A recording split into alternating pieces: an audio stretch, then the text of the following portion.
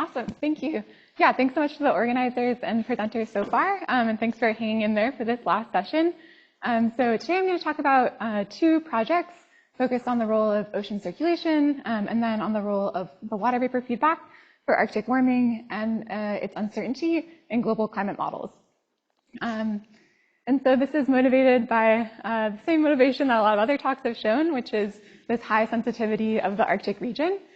So if we look at historical temperature trends and observations on the left, and in this latest generation of climate models on the right, we can see that the Arctic region is warming faster than any other region on Earth. And this feature has been shown not just in historical temperature trends, but also in future projections in climate models, and not just in this latest generation, but also going back to the earliest generations of climate models. This is a really robust feature of warming under increased CO2 concentrations. And in addition to being a highly sensitive region, the Arctic is also a region of large uncertainty in these models. So here we're looking at near surface temperature trends again, historically, but at different latitudes, and looking at in the bold orange line is the multi-model mean for CMIP6. And then I want to focus on the light orange shading, which is showing the intermodal spread. And we can see that that intermodal spread is largest in the Arctic compared to other regions. So a key driving question here is what drives this Arctic amplified warming and its uncertainty. And to look at this, I'm going to switch a little bit from those historical experiments I showed to some more idealized experiments with an abrupt CO2 quadrupling in these latest climate models in comparison to a pre-industrial control experiment. Here I'm showing near surface warming centered on year 100, so a 31-year average centered on year 100 of those abrupt CO2 quadrupling experiments versus the pre-industrial control. And again, we can see that feature of greater warming in the Arctic than elsewhere, and also large uncertainty. And if we want to understand what drives this warming, past studies, a common method to look at this is to calculate warming contributions from different factors. So starting with this local energy budget on the bottom there, studies calculate the radiative forcing, climate feedbacks, this lambda I, and then the Planck feedback is lambda naught, ocean heat uptake, but positive to the atmosphere, and then atmospheric heat flux convergence. And so we calculate those energetic contributions, and then we can separate the Planck feedback into a global mean Planck feedback in this lambda naught bar and a local deviation from that in the prime. And then we can normalize all of these energetic contributions by that global mean Planck feedback to get things in terms of warming contributions. So how do each of these factors contribute to Arctic warming in this diagnostic approach? So what does that show for how these different factors contribute? We've seen some plots like this already, where we're looking at the contribution of different factors to Arctic warming on the y-axis and tropical warming on the x-axis. So if a factor is farther in the left upper triangle, it's contributing to Arctic amplification, and in the bottom right triangle, it's contributing to tropical amplification. And when we look at this in the latest generation of climate models, we see, consistent with past work, that the albedo and lapse rate feedbacks contribute most to Arctic amplified warming. I think we all know what the albedo feedback is, where we have this bright, really bright snow and ice surfaces in the Arctic, and as sea ice melts, we transition to a much darker ocean surface that absorbs a larger fraction of incoming sunlight. That leads to even more warming and more sea ice melt in this positive albedo feedback. The lapse rate feedback sounds like there's some contention over the role of these base state temperature inversions, but the traditional thought is that these really stable inversions in the Arctic support this surface amplified warming because they inhibit vertical mixing under a given forcing, and then in response to any kind of warming in the atmosphere, we'll have extra long wave cooling to space, but because that's happening lower in the atmosphere, that outgoing long wave radiation gets effectively attenuated by clouds and greenhouse gases, and so we have ineffective cooling to space that further amplifies that surface warming in this positive lapse rate feedback. If we look at atmospheric heat transport, it might appear to play a small role, but we can separate that into the role of moist and dry heat transport, and then we see that moisture transport is actually the third largest contributor to Arctic amplification in this perspective, while dry heat transport is counteracting that. And then we can add the other contributors on here. The Planck feedback also plays a key role for Arctic amplified warming, and everything else is going in the opposite direction here and supporting tropical amplification. We can also look at intermodal spread in these different warming contributions. And we can see that the albedo feedback contributes most to intermodal spread in Arctic warming. We also looked at covariances between these feedbacks and saw that, in addition, covariance between the albedo and lap straight feedbacks plays a key role for intermodal spread. So models that tend to have more sea ice loss have a larger albedo feedback and a larger lap straight feedback as a result due to that extra surface warming. So this is one way to get a framework for what drives Arctic warming, but as we've heard in some talks already, there are some key limitations of this approach. And one is that these offline diagnostics implicitly include interactions between different drivers, like the lap straight and albedo feedbacks, without quantifying the role of those interactions.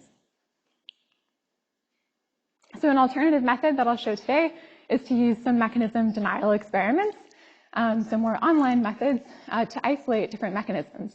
So today I'll show examples where I modify ocean circulation or where I individually disable climate feedbacks to look at their full effect. So I'll talk about two examples here. The first is looking at uncertainty in Arctic warming driven by differences in the Atlantic meridional overturning circulation in climate models. And in part two, I'll focus on some feedback disabling experiments that highlight the key role of the water vapor feedback for Arctic warming.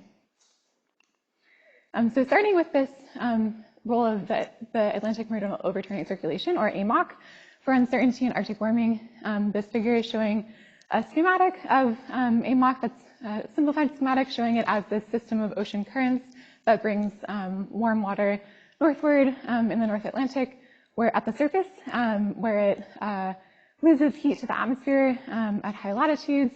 Also, so it cools, gets saltier, and sinks, and then returns at depth to lower latitudes.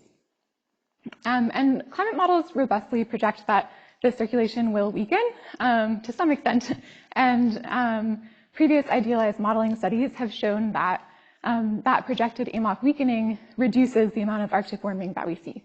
So, for example, in this study by Lee et al. In 2024, they have an experiment under increased CO2 forcing that has a freely evolving AMOC in the left. So just a standard experiment. Then in the middle panel, they're fixing the AMOC strength to historical values and using a freshwater perturbation. And on the right panel, we can see the effect of that. So in the free minus fixed AMOC. So this is showing that as a result of AMOC changes, AMOC weakening, we're reducing warming in the Arctic in these model projections. And they and others show that this is due to reduction of northward heat transport, ocean to atmosphere heating, and other local Arctic feedbacks that amplify those effects, but particularly the albedo feedback. So what does the AMOC projected weakening look like across different climate models? I'm showing that here, looking at the AMOC decline across 28 different CMIP6 models, again for a quadrupling of CO2 compared to a pre-industrial control experiment. And we can see that, as I mentioned, all of the models are predicting a weakening of the AMOC strength going out into the future, but there's huge spread in the degree of decline. So anywhere from a 20 to 80% decline in AMOC compared to the mean state strength. So we might expect, given these past studies that I showed, that those differences in the AMOC decline might impact our spread in Arctic warming, might drive some spread in Arctic warming. And on the right panel, this correlation is suggesting that might be the case, where we can see that models with a weaker AMOC decline, other than these two Russian models, tend to have greater Arctic warming. And so it looks like this might be a potential contributor to intermodal spread in Arctic warming, but we know that many other factors in these models influence Arctic warming besides the AMOC. So to look into the role of the AMOC for intermodal spread in Arctic warming, I'm going to use some more idealized experiments where we can isolate that role. So here I'm using the CESM2 climate model in the solid blue line, which has one of the largest AMOC declines across CMIP6 models. And I'm comparing it with a new experiment that I ran, this dashed line, in which I also quadruple CO2, but I'm removing fresh water from high latitudes at the surface through the virtual salinity flux in the model. So I'm controlling the strength of the AMOC decline to force it to have kind of the minimum AMOC decline seen across CMIP6 models. And I'm showing the pattern of that dehosing over here. It's based on some experiments in NA-HOSMIP. And we can see I'm removing fresh water from the yellow regions and then adding it to the purple regions so that we have a globally constant salinity. But using these two experiments, we can ask, how does this intermodal spread in the AMOC decline imposed within a single model impact our intermodal spread in Arctic warming? But before I show you the results for warming, I think a fair question is, how representative are these two experiments in CESM2 in a single model of the impact of AMOC differences across CMIP6 models, particularly in terms of impacts on ocean heat uptake?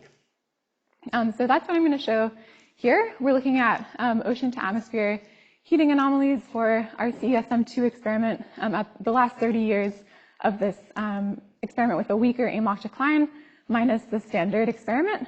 And we can see that for a weaker AMOC decline, we get more ocean to atmosphere heating in the subpolar North Atlantic especially. So how does that compare with what's correlated with the AMOC decline across CMIP6 models? That's what I'm showing on the right, where we're looking at the just regression of ocean to atmosphere heating against the AMOC change in CMIP6 models.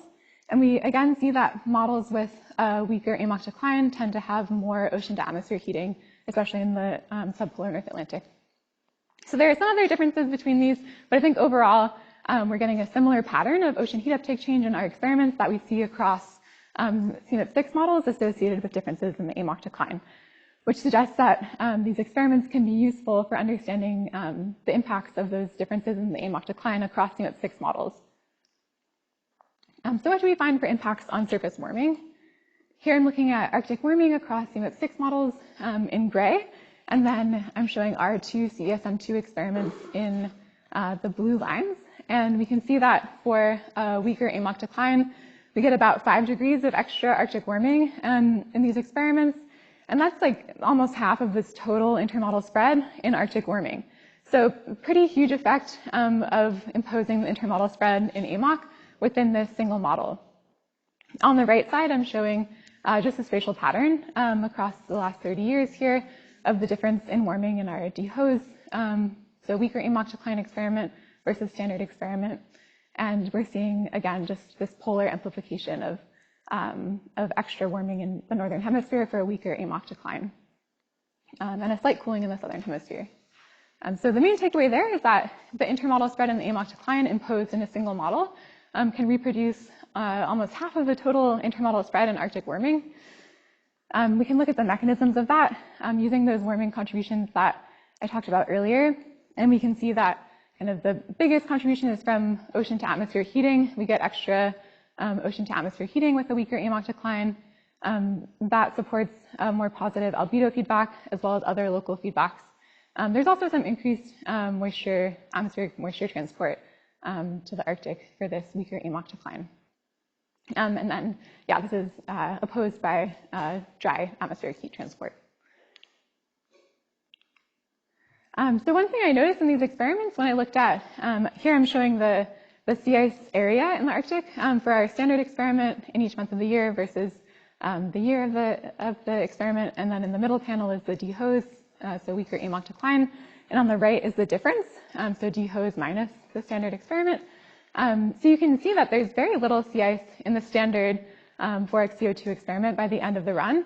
And we're basically losing it all in our dehose experiment with a weaker AMOC decline, which is kind of limiting the amount of sea ice change that we can see between these two experiments.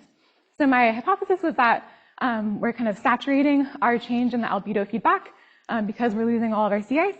And I wanted to know if this, to what extent like sea ice is mediating the response of Arctic warming to these differences in the AMOC decline. So again, I've taken a model with a large decline, imposed a weaker decline, and we've seen that that produces greater Arctic warming through supporting greater northward heat transport and more positive albedo and other local feedbacks.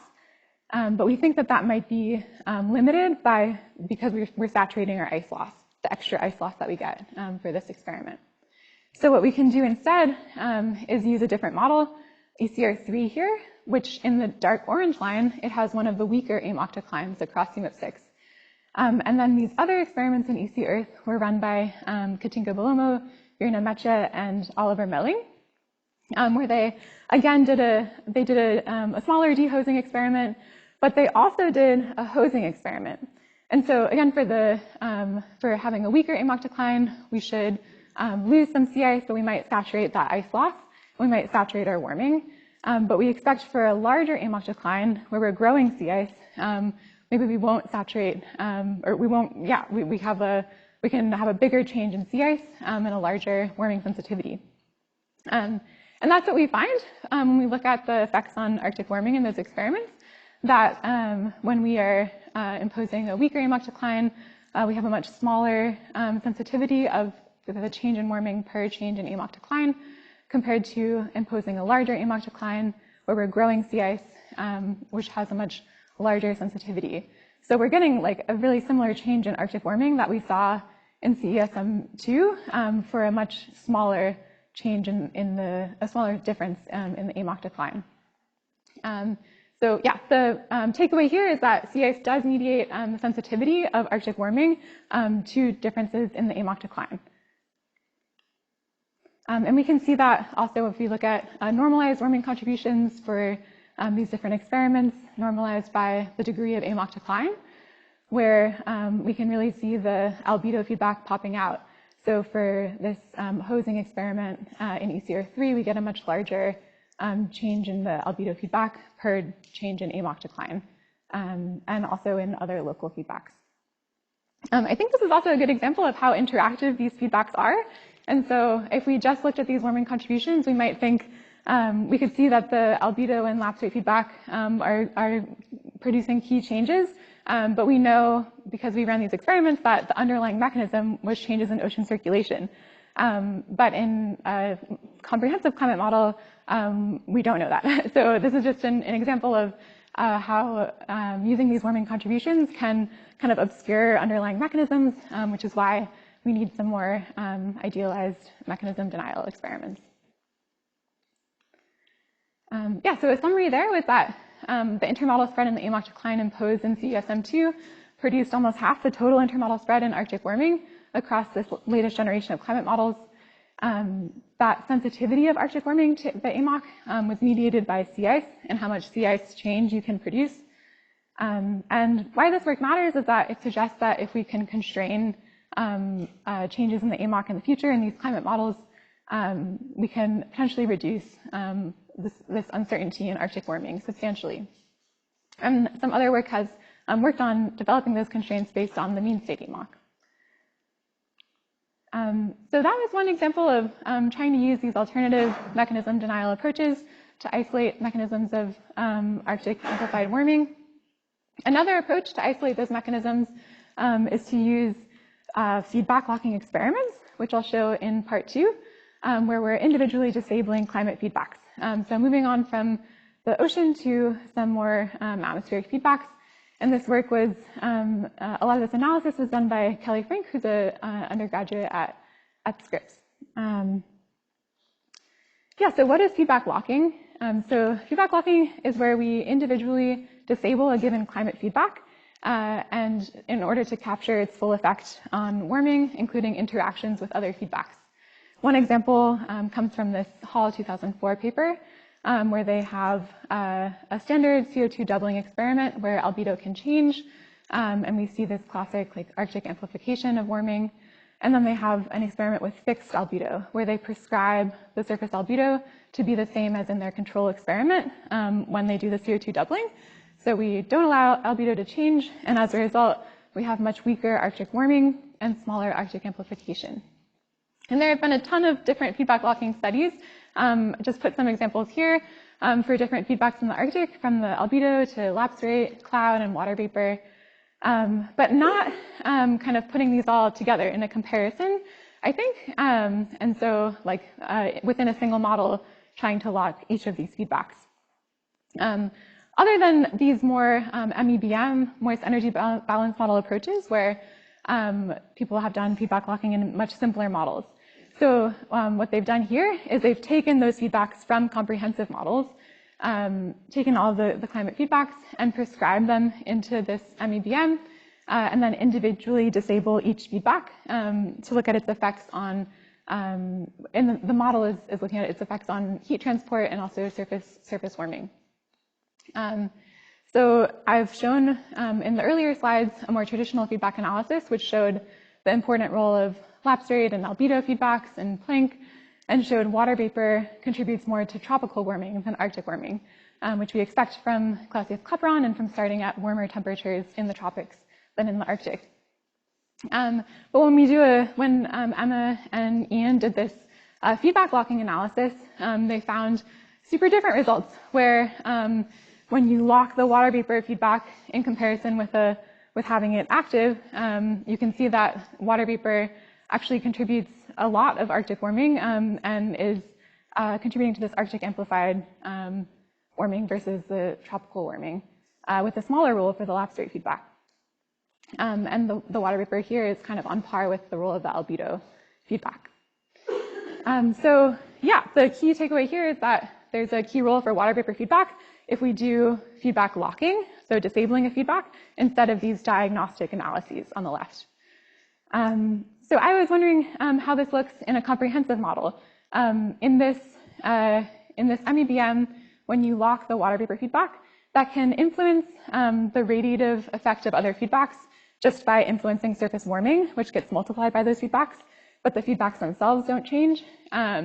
So yeah, what if we use a comprehensive model that has interactive feedbacks? And what's awesome is that already exists. So Thorsten Moritzen had this 2013 paper where he did a bunch of feedback locking experiments in a comprehensive model and focus on the global warming response. So we're going to use these experiments and focus on the Arctic warming response. And this is using MPI ECM6 at about a 2-degree resolution with it's coupled to a mixed layer, so not a fully active ocean, so we don't have changes in ocean heat transport. But he locks 3 different feedbacks. So he locks the water vapor feedback, cloud, and albedo feedbacks. And he does this by prescribing things in the radiation code. So for water vapor, it's the specific humidity. For cloud feedback, it's a bunch of different cloud parameters, like it's prescribed in the radiation calculations. And then for the albedo feedback, you're just prescribing surface albedo. And so the first approach to this locking is kind of the standard one I've shown in past experiments, where you can start with a control experiment with 1x CO2, and you lock the albedo to be taken from a control experiment in that experiment. And then in contrast, you double CO2, but you keep the albedo, the impact of albedo on radiation the same as in the 1x experiment. So we're doubling CO2, but we're fixing the surface albedo. And so in this type of approach, the albedo feedback locking can also impact other feedbacks, like clouds and water vapor. So I'll show results for that first. We have this for the albedo feedback locking, but also for cloud and water vapor feedbacks. And we find really consistent results with what Emma and Ian have found in a MEBM. So in this comprehensive model, we're seeing water vapor having a huge impact on Arctic warming and producing larger, contributing to Arctic amplification of warming, which is kind of comparable with the role of the albedo feedback.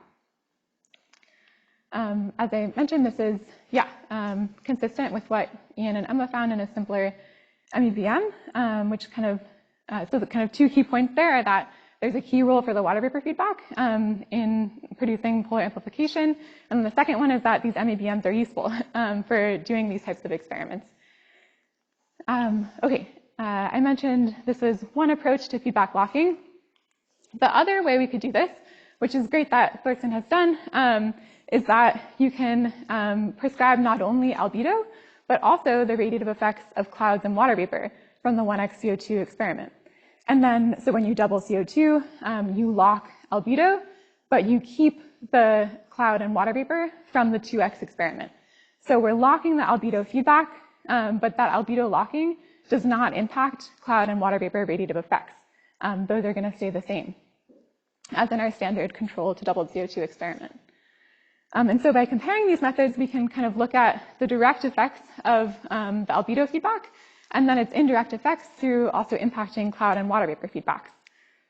And what we find there, just focusing on the two left green boxes, is that in comparison to the direct effects of locking the albedo feedback, where it's contributing about 0.5 degree of Arctic warming in this model, including its effects on clouds and water vapor, is doubling the amount of Arctic warming that we get from the albedo feedback. In other words, half of the Arctic warming from the albedo feedback is driven by resulting changes in clouds and water vapor in this model. And then in the other colors, I'm showing this for the other feedbacks, and we can see also for locking water vapor or locking clouds. Again, its effects on warming are amplified by other feedbacks, also for clouds, particularly for clouds. So cloud feedback's effects are really amplified by the existence of water vapor and albedo. Yeah, so that was our summary of part 2, is that the water vapor feedback drives large differences in Arctic versus tropical warming when we take this feedback locking approach in a comprehensive model as well as in a MEVM. And then also that water vapor and clouds also amplify the effects of the albedo feedback. Just a little summary, overall summary slide here. I showed a couple of examples of mechanism denial experiments. And the main takeaway is that we can learn a lot from those versus offline diagnostics. And particularly, I showed key roles for differences in the AMOC decline among climate models, potentially introducing intermodal spread in Arctic warming. And then I also showed a key role for the water vapor feedback using feedback locking experiments. What's next up for me is kind of, in part, combining these two. So having some AMOC perturbation experiments where I also am locking cloud feedbacks. We found in a more global warming paper that the shortwave cloud feedback is an important feedback that changes in response to differences in the AMOC decline. So interested in locking those changes and looking at effects on other feedbacks and circulation.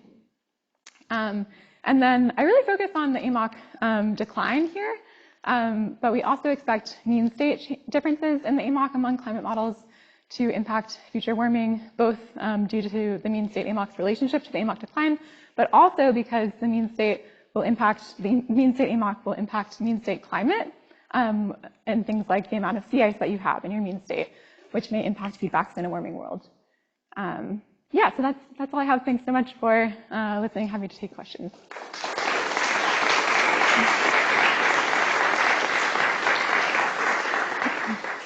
A nice talk, Lily. We have time for some questions.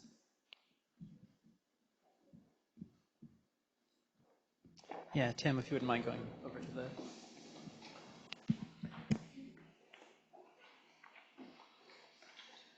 Okay, great overview. I really like using mechanism denial experiments rather than purely relying on the diagnostics.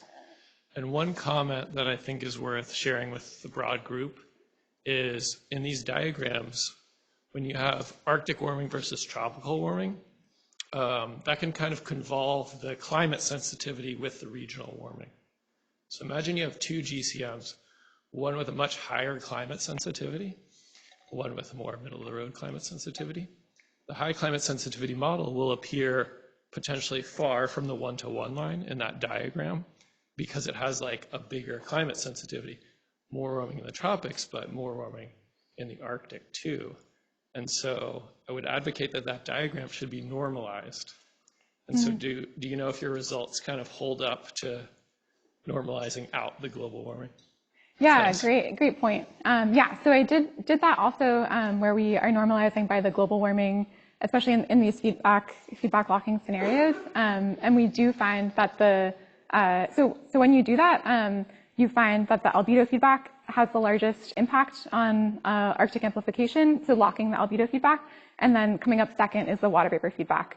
And then much smaller effects from cloud feedbacks. But yeah, it is a bit different than, like I showed in this plot. It kind of looks like water vapor and albedo are contributing like equally to Arctic amplified warming. But when I did that normalization, it was like albedo a bit like in the lead versus water vapor, which makes sense because it's like not really contributing to the tropical warming at all. So yeah, I do think we should be careful and have like played around with like more bar charts versus this, but I like your idea of just, and maybe you've said it before and I forgot, but of yeah, just normalizing the whole thing by global mean warming. It's a good idea. Yeah.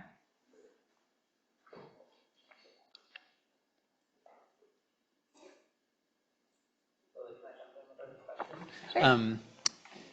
Have you thought about going out to longer timescales where you start to see an AMOC recovery and how that also feeds back on amplified warming? Yeah, that's a great question. I've seen work from Dave Bonin on this and like looking at long run MIP and AMOC recovery scenarios, but haven't looked at that so far. But I do, yeah, it was really interesting that, I mean, we see this huge state dependence on the amount of sea ice that you have in terms of AMOC effects on Arctic warming. And then there's also like causality in the opposite direction of sea ice loss impacting the AMOC strength. So yeah, I think we could learn some interesting things from having a, looking at recovery scenarios as well. So yeah, potentially long run MIP would be a good source for those to look at. Yeah. Thanks. Paul, question? Yeah, thanks, Lily. That was a great talk. And I wanted to know, just a maybe more naive question, but with the hosing experiments, I mean, it does suppress the AMOC, but it also could have local effects. So, and right where you're imposing the forcing, you're affecting the sea ice. So I was wondering how you can separate those effects, the ocean heat transport effect from the direct suppression, mixing, and stabilization that you're introducing with the hosing. Yeah, that's a great point. So some past studies have done this a bit by like decomposing the Liu et al. 2020 paper. They decomposed your total change in northward heat transport into like the Mach contribution versus like gyre circulation changes, and find that it's like mostly the Mach changes that are contributing. It's like, I think it was like 90% or something of the change in ocean heat transport is coming from that. But yeah, I think that's a good point on the like just local mixing too, like not even just thinking about the northward heat transport. So haven't looked a ton at that. I have looked at like mixed layer depths in these experiments, and there's some cool things going on with, or weird things with ECR3, which has like some deep convection in the like central Arctic in the 4x CO2 and DHOS experiment. So. But yeah, that's also in its standard experiment without this like extra freshwater perturbation. Yeah, but that's a great point. That's something else to like try to separate out. Yeah.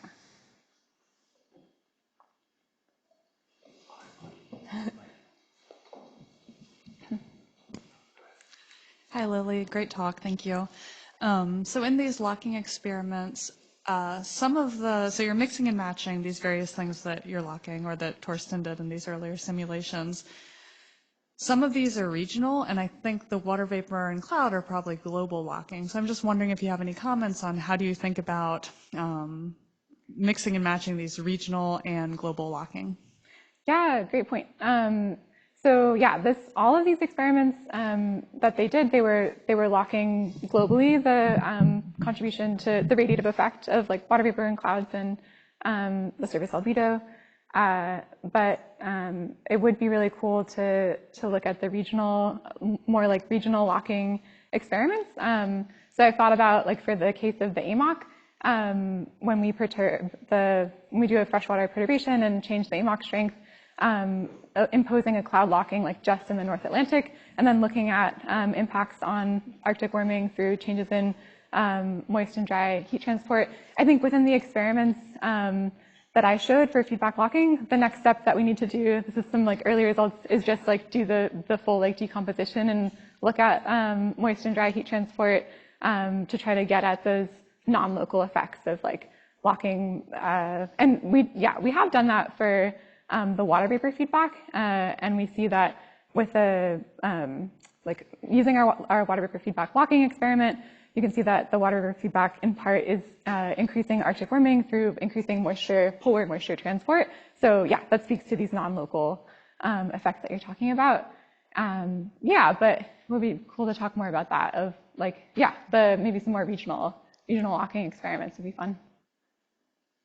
Thanks, Lily. So could you go back to your bar chart? Like maybe two slides ago? Oh, this one. Yeah, that one. Or this one. Either way. Well, yeah, that one's good, so I can see it better. But so I don't know if I completely follow what method 2, but it seems cool, so we can catch up offline there. But what you were showing here is specifically about clouds and about how, it seems to be further amplified than the other two feedbacks. And so I was curious if you had any explanations as to why that is. Yeah, I don't know. I think like the clouds themselves were one of the smaller factors that showed up in our total feedback locking plots, but so maybe it like just by virtue of like being small on its own, it's like it can be more amplified by other things. But I really haven't looked into the why that's happening. But my guess is that it's like water vapor is, or at least for this. For like the albedo part, I think it's probably water vapor that's amplifying it mostly. And then, I guess I don't know for clouds, if it's changes in like water vapor or albedo also that are. Yeah, I'm not, so I'm happy to speculate, even though I don't fully understand your experiments, but I know like for water vapor, I think it makes sense. Like if you increase water vapor, that should have a direct impact on clouds. Right, potentially thickening the clouds, and so that could be a link there. And the albedo changes, I think that could change your lower tropospheric stability, your temperature profile, your thermodynamics, and that could then have an impact on clouds. And so, I mean, again, learning more about your experiments and understanding, I think, could help it. But I was just curious as to, it seems to be a much larger impact on the cloud.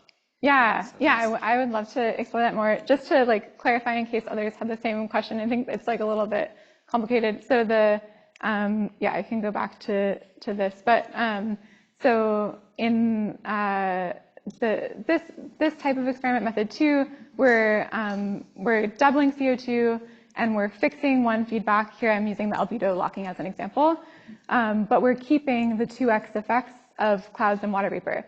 So we've locked albedo, but clouds and water vapor see the 2x CO2 albedo, so they haven't been affected by that albedo locking.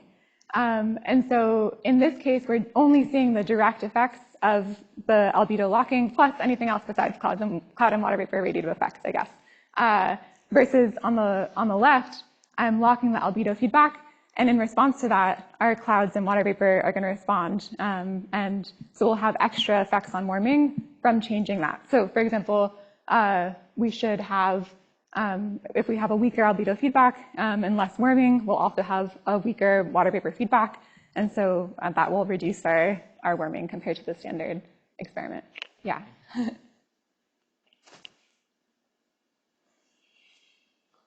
Lily, we've got about 5 extra minutes here, and we've had a couple talks now on Arctic amplification. So maybe I'll open this up a little bit to the group as a whole, but since you're up there, I'll put you on the spot.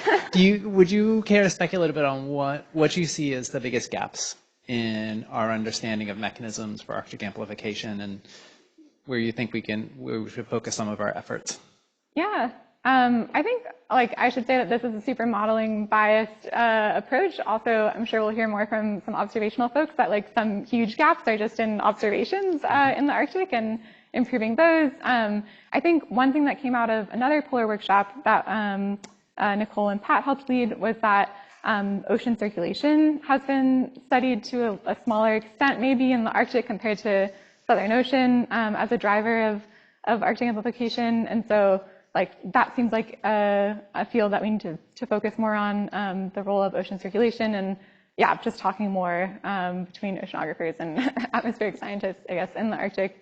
So that's one thing. And then I also liked what Pat said about that we can see these warming contributions and feedbacks in diagnostic approaches, but the underlying processes are less clear. So yeah, I also like the idea of like the process level of understanding, which obviously was like the focus of my talk through some mechanism denial experiments. But yeah, maybe that's a good jumping point for other folks to, if anyone wants to chime in on what you see as the biggest gaps.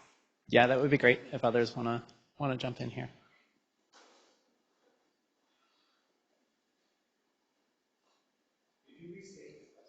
Yeah, so we have had at least 3 talks today that have touched on Arctic amplification and different ways of understanding that. We had Patrick, Michael's talk, Lily's talk, and apologies if I missed others that touched on Arctic amplification.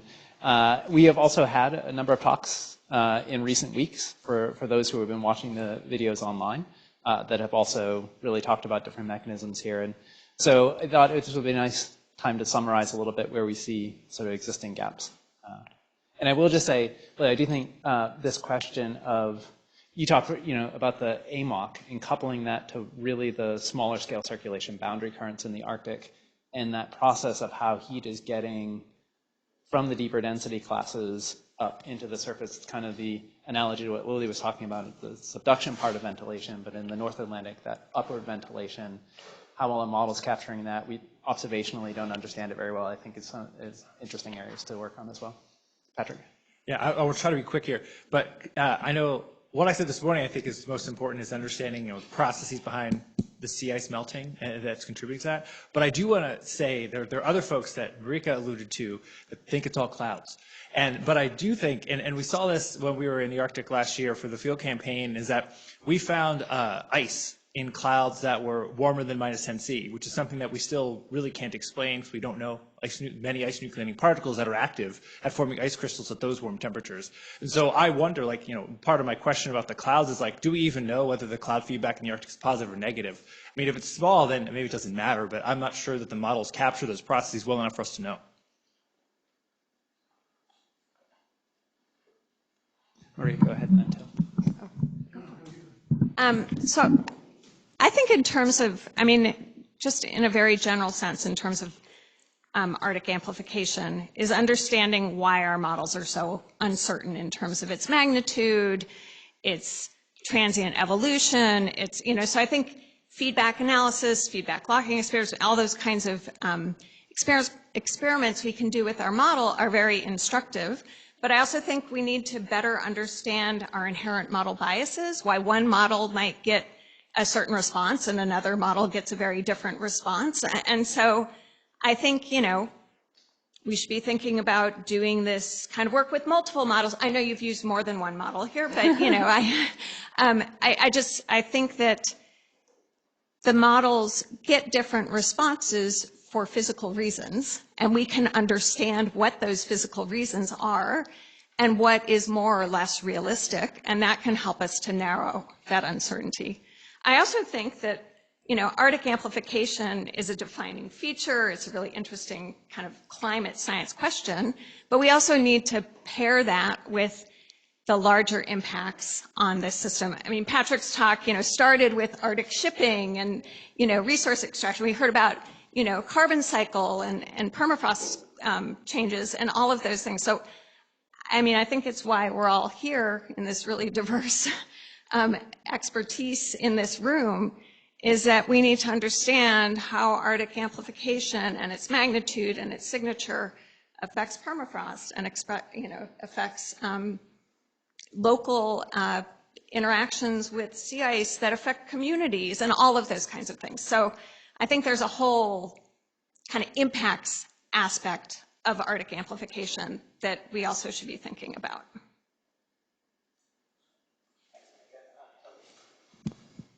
Yeah, I was also just thinking, and this is a genuine question.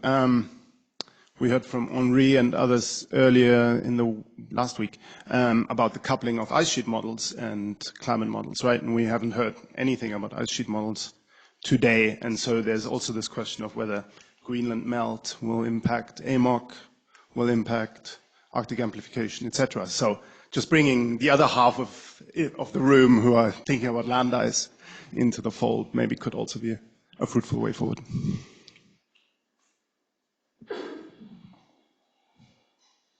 Yeah, go ahead.